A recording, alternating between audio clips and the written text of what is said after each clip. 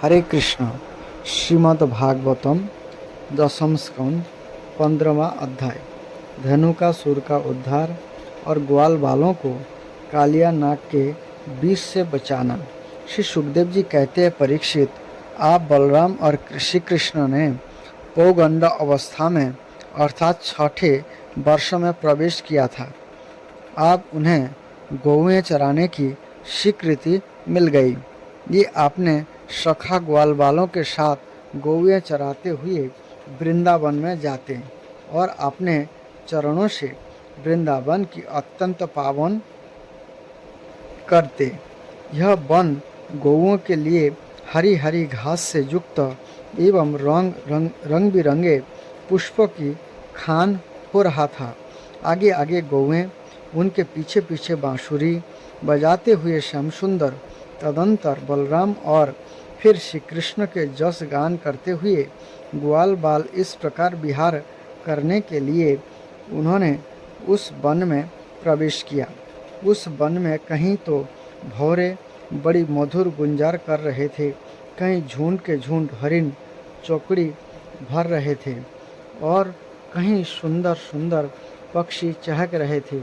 बड़े ही सुंदर सुंदर सरोवर थे, जिनका जल महात्माओं के हृदय के समान स्वच्छ और निर्मल था। उनमें खिले हुए कमलों के सौरभ से सुवासित होकर शीतल मंद सुगंध वायु उस वन की सेवा कर रहे थे। इतना मनोहर था वह वन की, उसे देखकर भगवान ने मन ही मन उसमें विहार करने का संकल्प किया। पुरुषोत्तम भगवान ने देखा कि बड़े बड़े वृक्ष फल और फूलों के भार से झुककर अपनी डालियों और नूतन कपलों की लालिमा से उनके चरणों का स्पर्श कर रहे थे। तब उन्होंने बड़े आनंद से कुछ मुस्कुराते हुए से अपने बड़े भाई बलराम जी से कहा। भगवान श्री कृष्ण ने कहा, देव शिरोमणे, यह तो बड़े बड़े देवता आपके चरण कमलों की पूजा करते हैं, परंतु देखिए तो ये वृक्ष भी अपनी डालियों से सुंदर पुष्प और फूलों की सामग्री लेकर आपके चरण कमलों में झुक रहे हैं, नमस्कार कर रहे हैं। क्यों न हो, इन्होंने इसी सौभाग्य के लिए तथा अपना दर्शन एवं श्रवण करने के आज्ञा का नाश करने के लिए ही तो वृंदावन धाम में वृक्ष जनि ग्रहण की है। इनका जीवन धन्य है। आदि पुरुष, यद्यपि आप इस वृंदावन में अपने ऐश्वर्य रूप को छिपाकर बालकों की सी लीला कर रहे हैं, फिर भी आपके श्रेष्ठ भक्त मुनिगण अपने इष्ट देव को पहचान कर यहाँ भी प्राय भौरों के रूप में आपके भुवन पावन जश का निरंतर गान करते हुए आपके भजन में लगे रहते हैं। ये एक क्षण के लिए भी आपको नहीं छोड़ना चाहते। भाई जी, वास्तव में आप ही स्तुति करने योग्य है। देखिए, आपको अपने घर आया देख ये मोर आपके दर्शनों से आनंदित होकर नाच रहे हैं। हरिणियाँ मृगनी नयनी गोपियों के समान अपने प्रेम भरी तिरछी चितवन से आपके प्रति प्रेम प्रकट कर रही है, आपको प्रसन्न कर रही है। ये कोयलें अपनी मधुर कुहू कुहू ध्वनियों से आपका कितना सुंदर स्वागत कर रही हैं। ये वनवासी होने पर भी धन्य है, क्योंकि सत्पुरुषों का स्वभाव है ऐसा होता है कि वे घर आए अतिथियों को अपने प्रिय से प्रिय वस्तु भेंट कर देते हैं। आज यहाँ की भूमि अपने हरी हरी घास के साथ आपके चरणों का स्पर्श प्राप्त करके धन्य हो रहे हैं। यहाँ के वृक्ष लताएं और झाड़ियाँ आपकी अंगुलियाँ का स्पर्श पाकर अपना अहोभाग्य मान रही है। आपकी दया भरी चितवन से नदी पर्वत पशु पक्षी सब कृतार्थ हो रहे हैं और ब्रज की गोपियाँ आपके वक्षस्थल का स्पर्श प्राप्त करके जिसके लिए स्वयं लक्ष्मी भी लालायित रहती है, धन्य धन्य हो रहे हैं। श्री सुखदेव जी कहते हैं, परीक्षित, इस प्रकार परम सुंदर वृंदावन को देखकर भगवान श्री कृष्ण बहुत ही आनंदित हुए। ये अपने सखा ग्वाल वालों के साथ गोवर्धन की तराइयों में यमुना तट पर गौओं को चराते हुए अनेकों प्रकार की लीलाएं करने लगे। एक और ग्वालवाल भगवान श्री कृष्ण के चरित्रों को मधुर तान छेड़े हुए थे, तो दूसरी ओर बलराम जी के साथ बनमाला पहने हुए श्री कृष्ण मत वाले भौरों की मुरली गुनगुनाहट में अपना स्वर मिलाकर मधुर संगीत आलापने लगते हैं।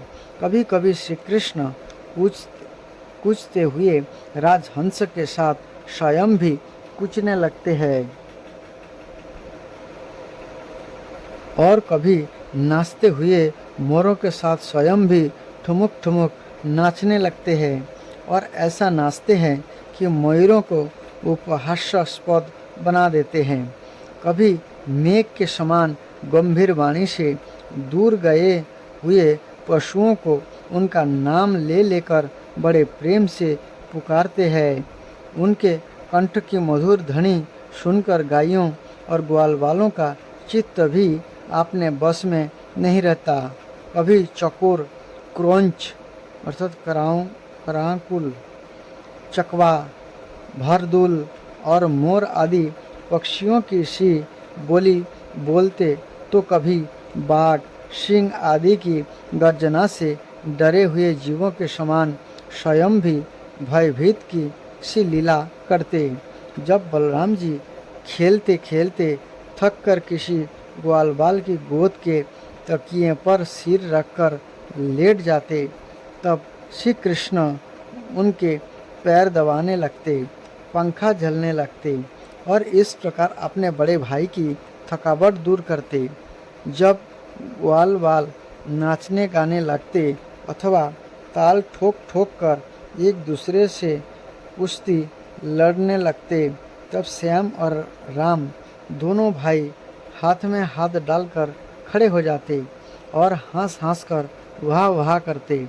कभी कभी स्वयं श्री कृष्ण भी ग्वाल बालों के साथ कुश्ती लड़ते थक जाते तथा किसी सुंदर वृक्ष के नीचे कोमल पल्लवों की सेज पर किसी ग्वालबाल की गोद में सिर रखकर लेट जाते।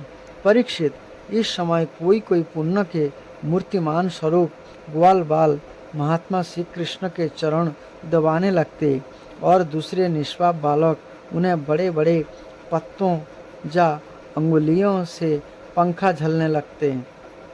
किसी किसी के हृदय में प्रेम की धारा उमड़ आती तो वह धीरे धीरे उदार शिरोमणि परम मनुष्य श्री कृष्ण की लीलाओं के अनुरूप उनके मन को प्रिय लगने वाले मनोहर गीत गाने लगता। भगवान ने इस प्रकार अपनी जोग माया से अपने ऐश्वर्यमय स्वरूप को छिपा रखा था। ये ऐसी लीलाएं करते जो ठीक ठीक गोप बालकों की सी ही मालूम पड़ती। स्वयं भगवती लक्ष्मी जिनके चरण कमलों की सेवा में संलग्न रहती है, ये ही भगवान इन ग्रामीण बालकों के साथ बड़े प्रेम से ग्रामीण खेल खेला करते थे। परीक्षित, ऐसा होने पर भी कभी कभी उनकी ऐश्वर्यमय लीलाएं भी प्रकट हो जाया करती। बलराम जी और श्री कृष्ण के सखाओं में एक प्रधान गोप बालक थे, श्रीदामा। एक दिन उन्होंने तथा सुबल और स्तोक कृष्ण अर्थात छोटे कृष्ण आदि ग्वाल वालों ने श्याम और राम से बड़े प्रेम के साथ कहा, हम लोगों को सर्वदा सुख पहुंचाने वाले बलराम जी, आपके बाहु बल की तो कोई था ही नहीं है। हमारे मनमोहन श्री कृष्ण, दुष्टों को नष्ट कर डालना तो तुम्हारा स्वभाव ही है। यहाँ से थोड़ा ही दूर तक एक बड़ा भारी वन है, बस उसमें पांत के पांत ताड़ के वृक्ष भरे पड़े हैं। यहाँ बहुत से ताड़ के फल पक पक कर गिरते रहते हैं और बहुत से पहले के गिरे हुए भी है, परंतु यहाँ धेनुक नाम का एक दुष्ट दैत्य रहता है। उसने उन फलों पर रोक लगा रखे हैं। बलराम जी और भैया श्री कृष्ण, यह दैत्य गधे के रूप में रहता है। यह स्वयं तो बड़ा बलवान है ही, उसके साथ और भी बहुत से उसी के समान बलवान दैत्य उसी रूप में रहते हैं। मेरे शत्रुघाती भैया, उस दैत्य ने आप तक ना जाने कितने मनुष्य खा डाले हैं। वही कारण है कि उसके डर के मारे मनुष्य इसका सेवन नहीं करते और पशु पक्षी भी उस जंगल में नहीं जाते। इसके फल है तो बड़े सुगंधित, परंतु हमने कभी नहीं खाए। देखो ना, चारों ओर उन्हीं की मंद मंद सुगंध फैल रही है। तनिक सा ध्यान देने से उसका रस मिलने लगता है। श्री कृष्ण, उनकी सुगंध से हमारा मन मोहित हो गया है और उन्हें पाने के लिए मचल रहा है। तुम हमें ये फल अवश्य खिलाओ। दाऊ दादा, हमें उन फलों की बड़ी उत्कट अभिलाषा है। आपको रुचे तो वहाँ अवश्य चलिए। अपने सखा ग्वाल बालों की यह बात सुनकर भगवान श्री कृष्ण और बलराम जी दोनों हंसे और फिर उन्हें प्रसन्न करने के लिए उनके साथ ताल वन के लिए चल पड़े। उस वन में पहुंचकर बलराम जी ने अपने बाहों से उन ताड़ के पेड़ों को पकड़ लिया और मतवाले हाथी के बच्चों के समान उन्हें बड़े जोर से हिलाकर बहुत से फल नीचे गिरा दिए।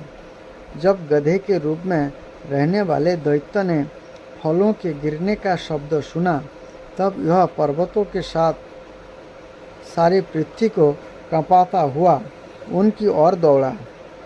वह बड़ा बलवान था।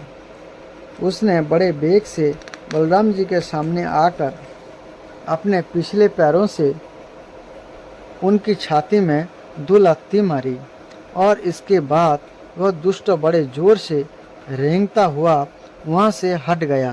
राजन, यह गधा क्रोध में भरकर फिर रेंगता हुआ दूसरी बार बलराम जी के पास पहुँचा और उनकी ओर पीट करके फिर बड़े क्रोध से अपने पिछले पैरों को दुलाती चलाई।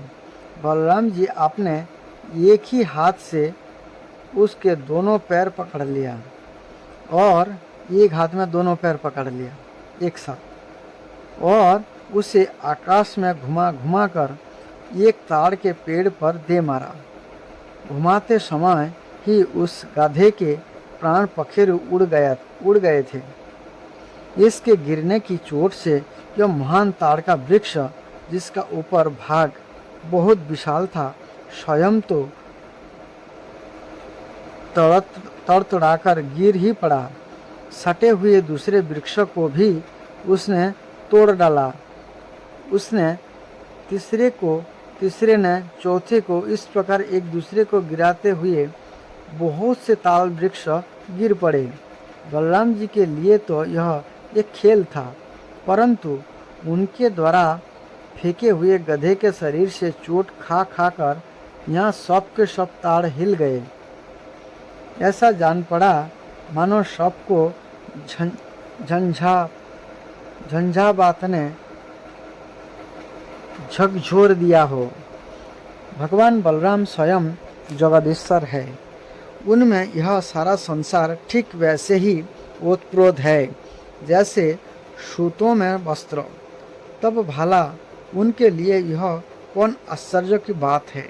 सुखदेव गोस्वामी महाराज कह रहे हैं, उस समय धनुकासुर के भाई बंधु अपने भाई के मारे जाने से क्रोध के मारे आग बबूला हो गए। सब के सब गधे बलराम जी की ओर श्री कृष्ण पर बड़े वेग से टूट पड़े। राजन, उनमें से जो पास आया उसी को बलराम जी और कृष्ण ने खेल खेल में ही पिछले पैर पकड़कर ताल वृक्ष पर दे मारा। उस समय वह भूमि ताड़ के फलों के पट गई और टूटे हुए वृक्ष तथा दैत्यों के प्राणहीन शरीर से भर गए, जैसे बादलों से आकाश ढक गया हो। इस भूमि की वैसी ही शोभा होने लगी। बलराम जी और श्री कृष्ण की यह मंगलमय लीला देखकर देवतागण उन पर फूल बरसाने लगे और बाजे बजाकर स्तुति करने लगे। जिस दिन धनुकासुर मरा, उसी दिन से लोग निडर होकर उस वन के ताल फल खाने लगे तथा पशु भी स्वच्छंदता से साथ घास चरने लगे। इसके बाद कमल दल लोचन भगवान श्री कृष्ण बड़े भाई बलराम जी के साथ ब्रज में आए। उस समय उनके साथी ग्वाल बाल उनके पीछे पीछे चलते हुए उनकी स्तुति करते जाते थे। क्यों न हो, भगवान की लीलाओं का श्रवण कीर्तन ही सबसे बढ़कर पवित्र जो है। उस समय श्री कृष्ण के घुंघराली अलकों पर गौओं के खुरों से उड़ उड़ कर धूली पड़ी हुई थी। सिर पर मोर पंख का मुकुट था और बालों में सुंदर सुंदर जंगल की पुष्प गुथे गए थे। उनके नेत्रों में मधुर चितवन और मुख पर मनोहर मुस्कान थी। ये मधुर मधुर मुरली बजा रहे थे और साथ ही ग्वाल बाल उनकी ललित कीर्ति का गान कर रहे थे। बंसी की ध्वनि सुनकर बहुत सी गोपियां एक साथ ही ब्रज से बाहर निकल आई। उनकी आंखें ना जाने कब से श्री कृष्ण के दर्शन के लिए तरस रही थी। गोपियों ने अपने नेत्र रूप भ्रमरों से भगवान के मुखारबिंद का मकरंद रस पान करके दिन भर के विरह की जलन शांत की और भगवान ने भी उनकी लाज भरी हंसी तथा विनय से युक्त प्रेम भरी तिरछी चितवन का सत्कार स्वीकार करके ब्रज में प्रवेश किया। इधर यशोदा मैया और रोहिणी जी का हृदय वात्सल्य स्नेह से उमड़ रहा था। उन्होंने श्याम और राम के घर पहुँचते ही उनकी इच्छा के अनुसार तथा समय के अनुरूप पहले से ही सोच संजो कर रखी हुई वस्तुएं उन्हें खिलाई, पिलाई और पहनाई। माताओं ने तेल, उबटन आदि लगाकर स्नान कराया। इससे उनकी दिन भर घूमने फिरने की मार्गों की थकान दूर हो गई। फिर उन्होंने सुंदर वस्त्र पहनाकर दिव्य पुष्पों की माला पहनाई तथा चंदन लगाया। तत्पश्चात दोनों भाइयों ने माताओं का परोसा हुआ स्वादिष्ट अन्न भोजन किया। इसके बाद बड़े लाड़ प्यार से दुलार कर यशोदा और रोहिणी ने उन्हें सुंदर सज्जा पर सुलाया। श्याम और राम बड़े आराम से सो गए। भगवान श्री कृष्ण इस प्रकार वृंदावन में अनेकों लीलाएं करते। एक दिन अपने सखा ग्वाल बालों के साथ ये यमुना तट पर गए। राजन, उस दिन बलराम जी उनके साथ नहीं थे।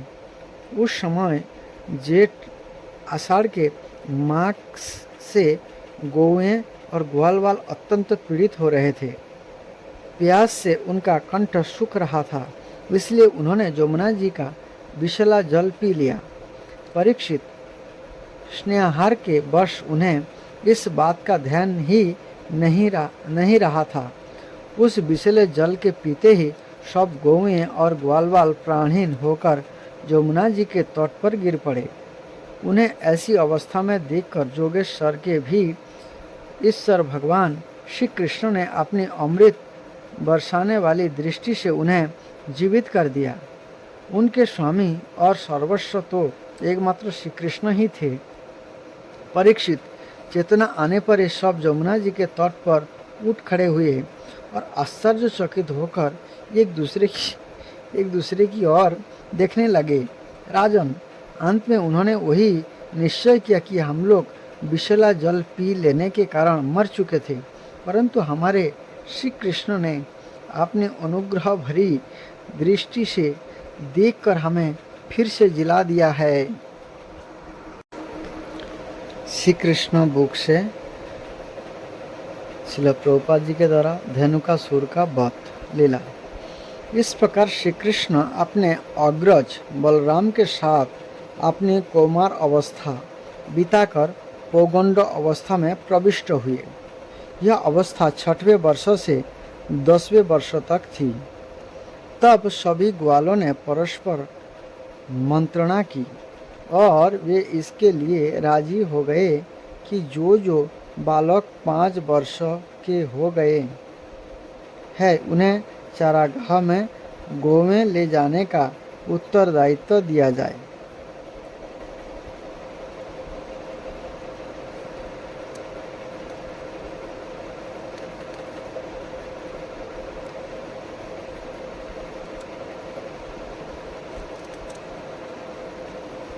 गौओं का उत्तरदायित्व प्राप्त हो जाने पर कृष्ण तथा बलराम ने अपने कमल जैसे चरण चिन्ह से वृंदावन की भूमि पवित्र की। यहाँ पर 5 वर्ष नहीं 6 वर्ष। तब सभी ग्वालों ने परस्पर मंत्रणा की और इसके लिए राजी हो गए कि जो बालक 6 वर्ष के हो गए हैं उन्हें चारागाह में गौवें ले जाने का उत्तरदायित्व दिया जाए। गौवें का उत्तरदायित्व प्राप्त हो जाने पर कृष्ण तथा बलराम ने अपने कमल जैसे चरण चिन्ह से वृंदावन की भूमि पवित्र की। ग्वालों तथा बलराम के साथ कृष्ण अब गौओं को आगे किए हुए फूलों, शाक सब्जियों तथा घास से पूर्ण वृंदावन के जंगल में प्रविष्ट होने पर आपने बंसी बजाने लगे। वृंदावन का जंगल भक्त के विमल मन के समान स्वच्छ था और मधुमक्खियों, फूलों तथा फलों के लादा था। उसमें पक्षी चहक रहे थे और स्वच्छ जल वाले सरोवर समस्त श्रम को हरने वाले थे। वहाँ सदा मधुर सुगंधित वायु बहती रहती थी जिससे मन तथा शरीर प्रफुल्लित हो जाते। कृष्ण अपने सखाओं तथा बलराम सहित जंगल में प्रविष्ट हुए। कृष्ण अपने सखाओं तथा बलराम सहित जंगल में प्रविष्ट हुए और अनुकूल वातावरण देखकर उन्होंने जी भरकर आनंद लूटने की इच्छा की। कृष्ण ने देखा कि सारे वृक्ष फलों से लदे हैं और नई नई टहनियाँ नीचे आकर पृथ्वी का स्पर्श कर रही है, मानो ये उनके चरण कमलों का स्पर्श करके उनका स्वागत कर रही है। ये वृक्ष फूलों तथा फलों के इस तरह के भाव से अत्यंत प्रसन्न थे और उनकी इच्छाएं जानकर हंसने लगे। तब कृष्ण अपने बड़े भाई बलराम से इस प्रकार बोले, हे भ्राता, आप हम सबसे श्रेष्ठ हैं और देवता आपके चरण कमलों की पूजा करते हैं। आप देखते नहीं कि ये फलों तथा फूलों से लादे वृक्ष आपके चरण कमलों की पूजा करने के लिए नीचे झुके हैं। ऐसा प्रतीत होता है कि वृक्ष का रूप धारण करने के कारण ये अंधकार से निकलने का प्रयास कर रहे हैं। वस्तुतः वृंदावन की भूमि में उत्पन्न वृक्ष सामान्य जीव नहीं है।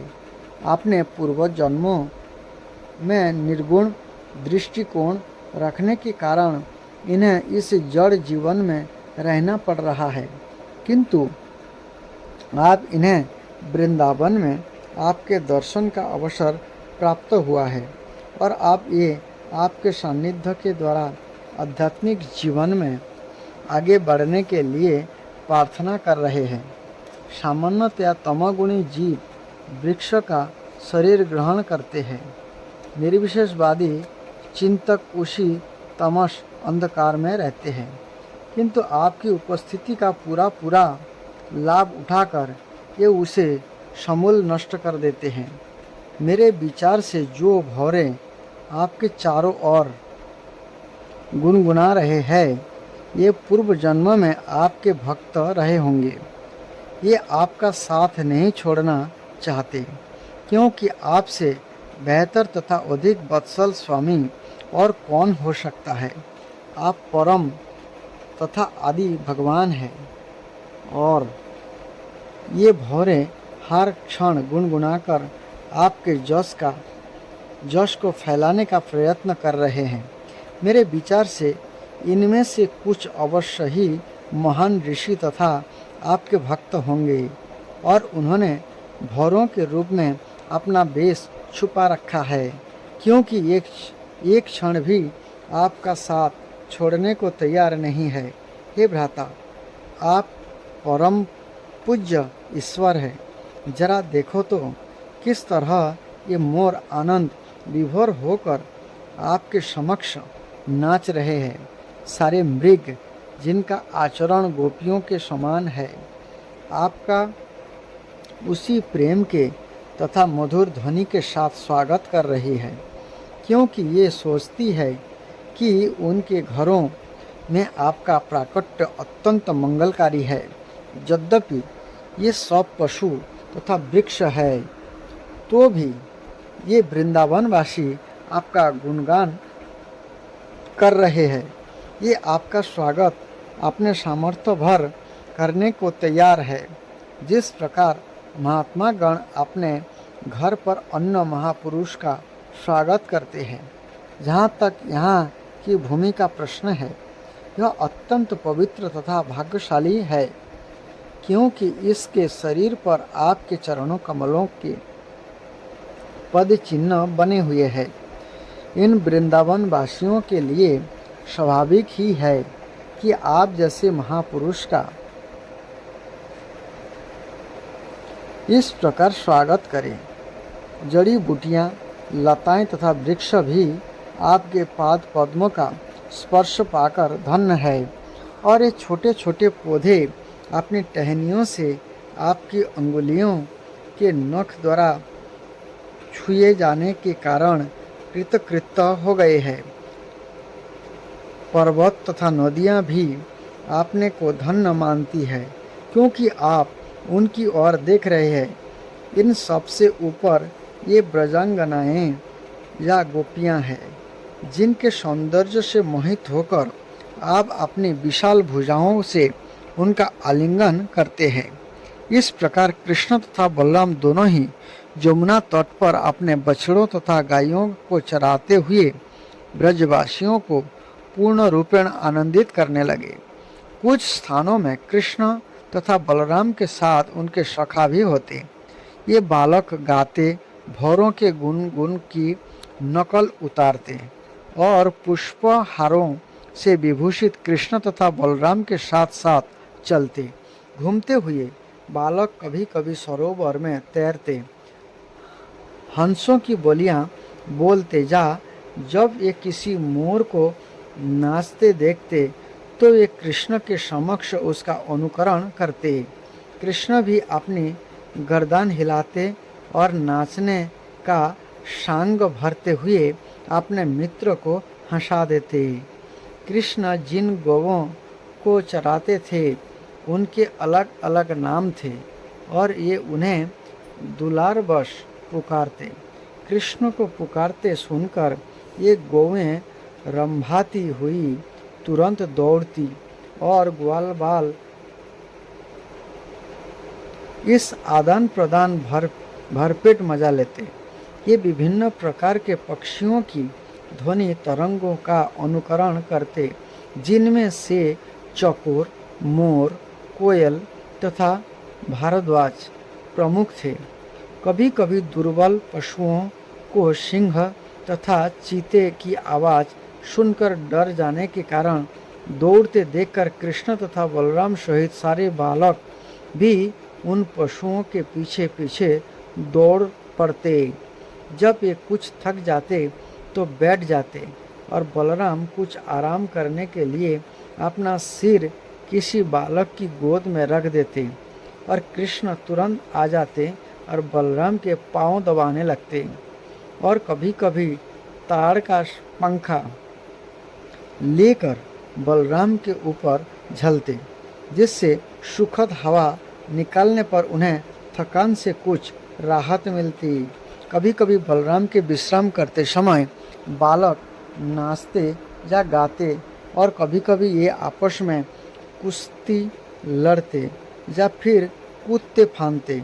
जब बालक इस प्रकार व्यस्त होते तो कृष्ण भी उनके साथ हो लेते और उनके हाथ पकड़कर उनकी संगति का लाभ उठाते या उनके कार्यों की प्रशंसा करके हंसते।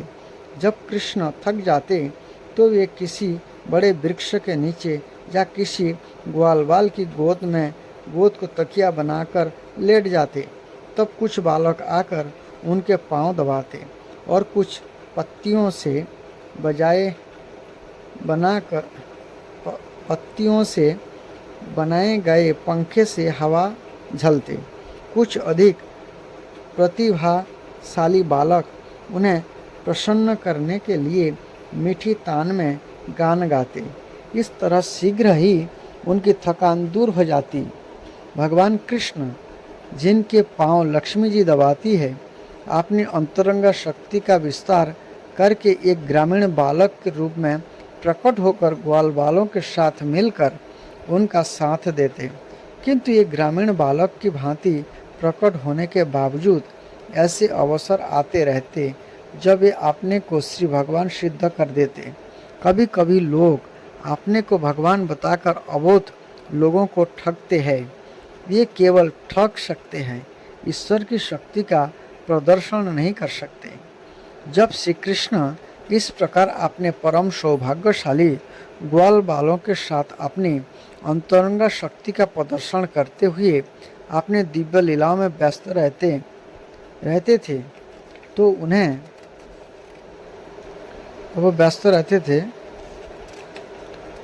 तो उन्हें अपनी ईश्वरीय अतिमानवीय शक्ति को प्रकट करने का एक अन्य अवसर प्राप्त हुआ। उनके परम मित्र सुदामा, सुबल तथा स्तोकृष्ण ने उन्हें तथा बलराम को अत्यंत स्नेहवश इस प्रकार संबोधित किया। हे बलराम, तुम अत्यंत बलवान हो, तुम्हारी भुजाएं अत्यंत सुदृढ़ है। हे कृष्ण, तुम सभी प्रकार के उपद्रवकारी असुरों का वध करने में अत्यंत पटु हो। क्या तुम दोनों को पता है कि इस स्थान के निकट ही तालवन नामक एक बड़ा जंगल है। हे बलराम, तुम अत्यंत बलवान हो, तुम्हारी भुजाएं अत्यंत सुदृढ़ है। हे कृष्ण, तुम सभी प्रकार के उपद्रवकारी असुरों का वध करने में अत्यंत पटु हो। क्या तुम दोनों को पता है कि इस स्थान के निकट ही तालवन नामक एक बड़ा जंगल है। यह वन ताड़ के वृक्ष से पूर्ण है और सारे वृक्ष फलों से लदे हैं। इन फलों में से कुछ गिर चुके हैं और कुछ वृक्ष पर ही पक कर लगे हुए हैं। यह अत्यंत रमणीक स्थान है, किंतु महान असुर धनुकासुर के कारण यहाँ जाना अत्यंत कठिन है। कोई भी जाकर वृक्ष के फल नहीं ला सकता। हे कृष्ण तथा बलराम, यह असुर एक गधे के रूप में यहाँ रहता है और उसके साथ वैसा ही रूप धारण करके अन्य असुर रहते हैं। ये सबके सब अत्यंत बलशाली है, अतः उस स्थान तक पहुँचना बहुत कठिन है। प्रिय भाइयों, तुम दोनों एकमात्र ऐसे पुरुष है जो इन राक्षसों को मार सकते हो। प्राण भय से वहाँ आपके अतिरिक्त अन्य कोई नहीं जाता, यहाँ तक कि पशु भी नहीं जाते और यहाँ एक भी पक्षी निवास नहीं करता। सबों ने बसेरा छोड़ दिया है। केवल उस स्थान से आने वाली सुगंध का ही आनंद लूटा जा सकता है। ऐसा प्रतीत होता है कि अभी तक उन मधुर फलों का किसी ने भी स्वाद नहीं चखा है। हे कृष्ण, हम तुमसे स्पष्ट कह देते हैं कि हम इस मधुर सुगंध से अत्यधिक आकर्षित हैं। हे बलराम, यदि तुम चाहे तो चलकर इन फलों का आनंद लिया जाए। इन फलों की सुगंध चारों ओर फैल रही है। क्या तुम्हें यहाँ उनकी सुगंध नहीं आ रही? जब बलराम तथा कृष्ण से उनके घनिष्ठ मित्र ने इस तरह प्रार्थना की तो वे उन्हें प्रसन्न करने के उद्देश्य से अपने मित्र के साथ हंसते हुए उस वन की ओर चल पड़े। ताल वन में प्रवेश करते ही बलराम अपनी हाथी जैसे शक्ति को दिखाते हुए वृक्ष को हिलाने लगे। इस झटके से सारे पके फल पृथ्वी पर आ गिरे। फल गिरने की आवाज़ सुनकर वहाँ पर गधे के वेश में वास कर रहा धेनुकासुर उस और तेजी से बढ़ने लगा। इससे सारी धरती और सारे वृक्ष हिलने लगे, मानो भूकंप आया हो।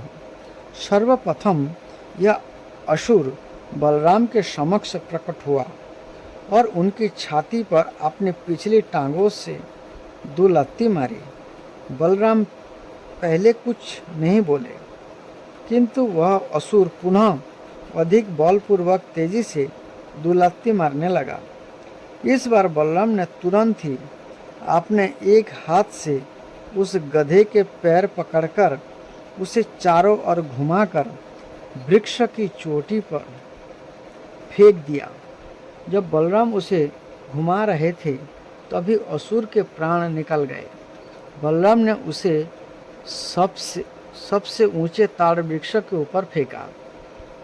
इस असुर का शरीर इतना भारी था कि यह वृक्ष टूटकर अन्य वृक्ष पर गिरा, जिससे अन्य अनेक वृक्ष धराशायी हो गए। ऐसे प्रतीत हुआ मानो इस वन में भारी अंधड़ आई है, अर्थात आंधी आया है और सारे वृक्ष एक एक करके गिर रहे हैं।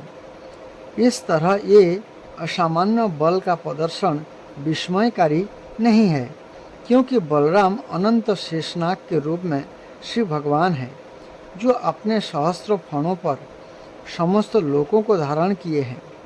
यह संपूर्ण विराट जगत उनके द्वारा इसी प्रकार पालित है, जिस प्रकार ताना बाना कपड़े की बुनाई को धारण किए रहता है।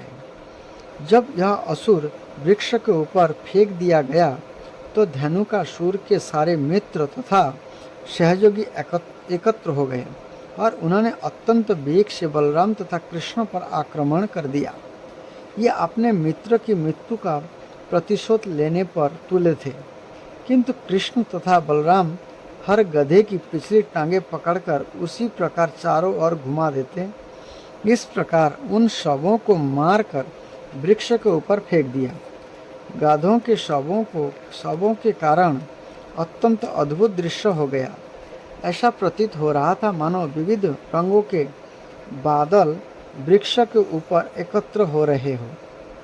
इस महान घटना को सुनकर देवतागण स्वर्गलोक से कृष्ण तथा बलराम पर पुष्प की वर्षा करने लगे और दुंदुभियाँ बजाकर स्तुतियाँ करने लगे। धेनुकासुर के वध के कुछ दिनों बाद लोग तालवन जाकर फल एकत्र करने लगे और पशु भी निर्भय हो वहाँ उगी सुंदर घास चरने के लिए आने लगे। कृष्ण तथा बलराम के इन दिव्य कार्यों तथा लीलाओं को मात्र सुनकर या उनका कीर्तन करके मनुष्य पुण्य अर्जित कर सकता है। जब कृष्ण बलराम तथा उनके साथियों ने वृंदावन ग्राम में प्रवेश किया तो उन्होंने बांसुरी बजाई और बालकों ने वन में उनके असाधारण कार्यों की प्रशंसा की। उनकी मुखमंडल तिलक से सुशोभित थे और गौओं की चरण रज से धूसरित थे। कृष्ण के सिर पर मोर पंख शोभायमान थे। बलराम तथा कृष्ण दोनों ने बंसी बजाई और तरुण गोपिकाएं कृष्ण को घर लौटने देखकर लीलायित हो उठी। ये कृष्ण की अनुपस्थिति के कारण अत्यंत खिन्न रहती थी। सारे दिन वन में रहने या चरागाह में गोवों चराते कृष्ण का ये चिंतन करती रहती। अतः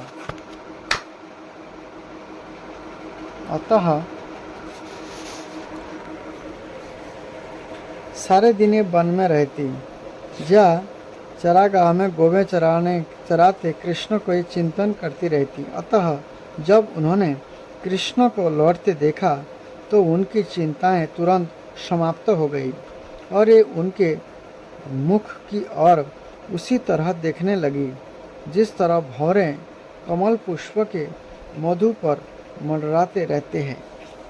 जब कृष्ण गांव में घुसे तो तरुण गोपियां मुस्कुराई और हंसी। कृष्ण ने बांसुरी बजाते हुए गोपियों के सुंदर हास्यमय मुखड़ों का आनंद लिया। तदंतर कृष्ण तथा बलराम का स्वागत उनकी माताओं यशोदा तथा रोहिणी ने किया और समय अनुसार ये अपने लाडले पुत्र की इच्छाओं की पूर्ति करने लगी। माताओं ने सेवा करने के साथ ही अपने दिव्य पुत्रों को आशीष भी दिया। उन्होंने अपने पुत्र को नहलाया और वस्त्रों से सुसज्जित किया। कृष्ण को पीला वस्त्र पहनाया गया और बलराम को नीला, और इसके साथ ही उनको सभी प्रकार के आभूषण तथा फूलों की मालाएं दी गई। दिन भर चरागाह के श्रम की थकान से मुक्त होकर ये दोनों ताज़ा तथा सुंदर लग रहे थे। उनकी माताओं ने उन्हें स्वादिष्ट भोजन दिया और उन्होंने बड़े चाव से सब व्यंजन खाए। फिर उन्हें स्वच्छ बिस्तर पर बिठाकर माताएं उनके कार्यकलापों से संबंधित गीत गाने लगी। जो ही ये बिस्तर पर लेटे कि उन्हें प्रगाढ़ निद्रा आ गई। इस प्रकार कृष्ण तथा बलराम ग्वालों के रूप में वृंदावन के जीवन का आनंद भोगते रहे। कभी कभी कृष्ण अपने बाल सखाओं तथा बलराम के साथ यमुना तट पर गौवें चराने जाते और कभी अकेले जाते। धीरे धीरे ग्रीष्म ऋतु का आगमन हुआ और एक दिन जब सारे बालक तथा खेत में चरती गौवें अत्यंत प्यासी हुई तो वे जाकर यमुना जल पीने लगे, किंतु नदी का जल कालिया नामक विशाल सर्प के विष से जहरीला हो चुका था। चूँकि पानी इतना जहरीला था, अतः सारी गौवें तथा बालक जल पीते ही तुरंत प्रभावित हो गए। ये सब अचानक जमीन पर गिर पड़े और मृत जैसे लगने लगे। तब समस्त प्राणों के प्राण कृष्ण ने उन सब पर अपनी कृपा दृष्टि डाली, जिससे सारे बालकों तथा गौओं में पुनः चेतना आ गई और ये सब एक दूसरे को अत्यंत विस्मयपूर्वक देखने लगे।